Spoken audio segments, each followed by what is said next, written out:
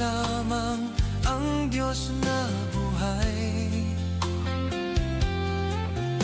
Sa atin siya'y laging nagbabantay. Salamat, salamat Panginoon. Salamat sa bagong buhay ko ngayon. Salamat,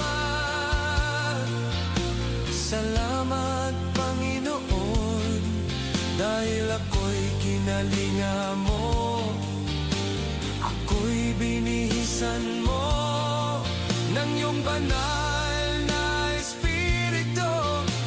Ako'y iyong binago.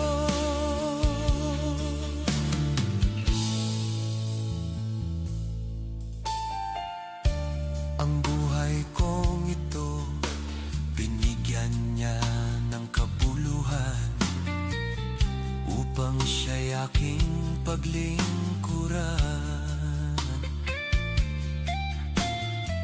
Nalaman ko ang katotohanan na ang buhay ay may kabanalan at ang daan patungo sa kaharian. Si Kristo lamang ang Diyos na buhay. Sa atin siya